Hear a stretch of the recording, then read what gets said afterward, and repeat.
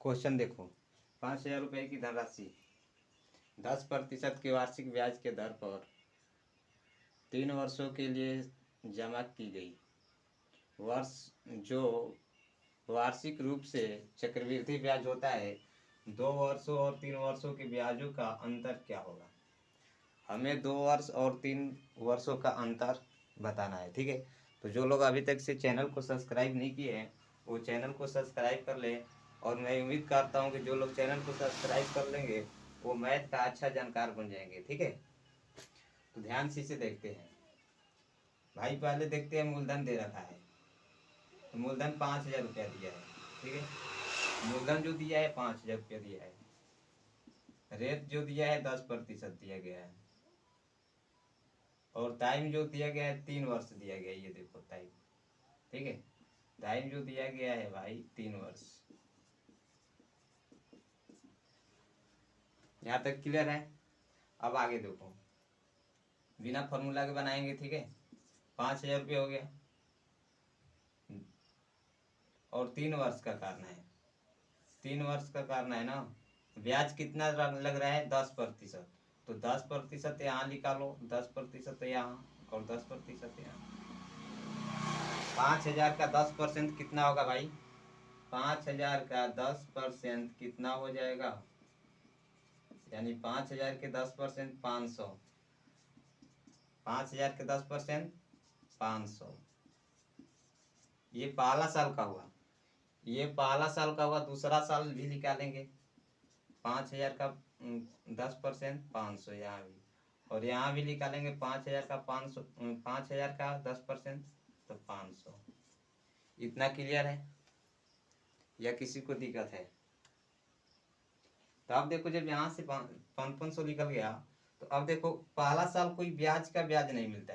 मान लो कि अगर हम बैंक में इसे छोड़ देते हैं तो दूसरा साल मिलेगा। ठीक है, ये हमारा जो था मूलधन का, ये मूलधन का ब्याज था 500 रुपया।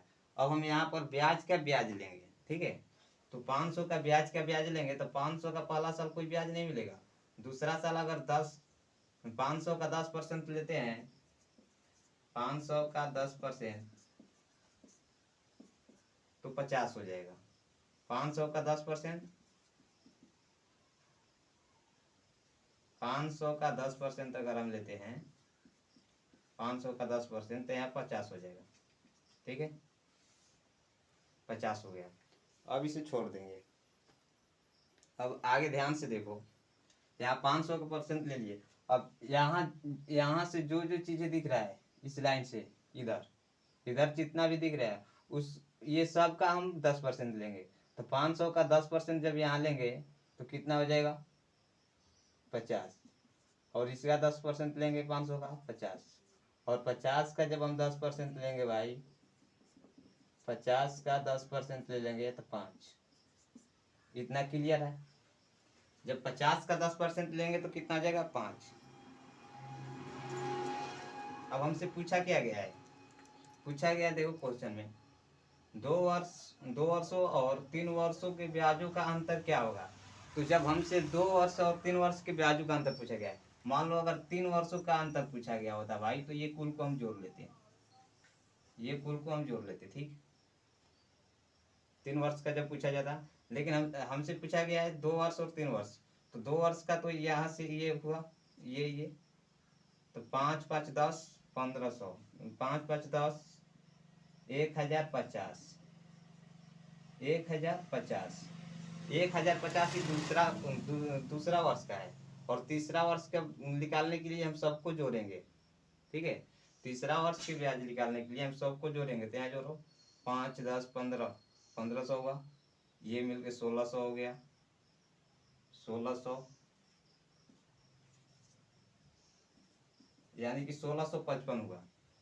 जो हुआ तीसरा वर्ष का जो हुआ 1655।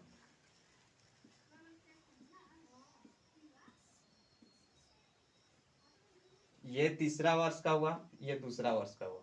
अब इसका अंतर पूछा जा रहा है आपसे। ठीक है,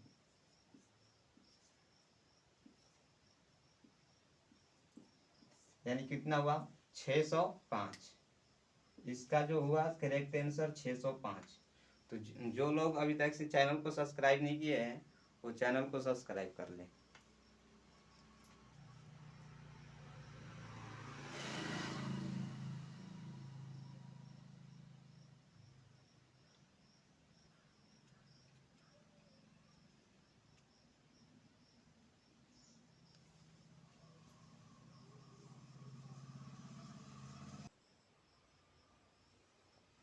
पहला जो हम लोग क्वेश्चन बनाए थे वो क्वेश्चन एसएससी और CHSL में पूछा गया था। ठीक है, पहला जो क्वेश्चन हम बनाए थे एसएससी में पूछा गया क्वेश्चन था। अब अगला क्वेश्चन देखो, 2 नंबर, 3,375 रुपये का 6.2/3% वार्षिक दर से 3 वर्षों का चक्रवृद्धि ब्याज क्या होगा। वार्षिक दर से 3 वर्षों का चक्रवृद्धि ब्याज क्या होगा। जो लोग अभी तक से चैनल को सब्सक्राइब नहीं किए भाई, वो चैनल को सब्सक्राइब कर ले। ठीक है, अब देखो आगे। तो सबसे पहले मूलधन हमारा दे रखा है कितना, 3,375 रुपया। और आर की हम बात करें दर के, तो पूर्णांक अगर तोड़ते हैं तो 36/20/3% हुआ। ठीक है, इतना हो गया। टाइम जो दे रखा है वो 3 वर्ष दिया है, 3 वर्ष। अब यहां से एक बात सोचो, आर का अगर हम वैल्यू निकालते हैं तो 20/3 करेंगे, और जब प्रतिशत हटेगा तो 100 से गुणा करेंगे तो 300 हो जाएगा। तो प्रतिशत हटा के नीचे में 2 जीरो लगा देते हैं। ठीक है, प्रतिशत हटी, नीचे में 2 जीरो सती। तब यहाँ से 1 जीरो से 1 जीरो खत्म, 15 दूनी 30 यानी 15। इसका वैल्यू कितना है भाई, 1/15। इतना तक क्लियर है। अब देखो, यानी मूलधन हम कितना मान चुके थे, दे रखा है 3,375 रुपया। टाइम दिया गया 3 वर्ष, 3 साल इसका हिसाब करना है भाई। 3 साल कितना ब्याज लग रहा है, 1/15। और यहाँ भी 1/15, यहाँ भी 1/15। अब यहाँ 1/15 यानी 15 से 3,375 में भाग करो। यहाँ 15 से 3,375 में जब भाग करेंगे, 15 दूनी के 30, 3 उतारा 7, फिर 2 बारी में कितना हुआ 30, 7 5 15 5 75। ठीक है, तो ये जो पहला साल का आ रहा है ब्याज, पहला साल जो ब्याज हमें मिलेगा 225 रुपया मिलेगा। 3,375 का जब 15% अगर निकालते हैं, 3,375 का 15 में जब भाग देते हैं तो 225 आता है। फिर यहाँ भी दूसरा साल में भाग करेंगे तो कितना आएगा, 225। तीसरा साल भी अगर भाग करते हैं भाई तो 225। जो लोग अभी तक से चैनल को सब्सक्राइब नहीं किए वो चैनल को सब्सक्राइब कर ले भाई। ठीक है, अब देखो पहला साल कोई ब्याज का ब्याज नहीं मिलता, हम मूलधन का ब्याज ले चुके हैं। ये 3,375 का हम ब्याज ले चुके हैं। अब ब्याज का ब्याज लेंगे तो ब्याज के ब्याज भाई पहला साल नहीं मिलता है। ठीक है, दूसरा साल में जब हम आएंगे, दूसरा साल में तो ये 15 में जब 225 से भाग करेंगे कितना हो जाएगा, 15 में 225 से भाग करेंगे तो 15 हो जाएगा। तो यहाँ पर 15 हो गया। ठीक है, 15। अब यहाँ ध्यान से एक बात सीखो, फिर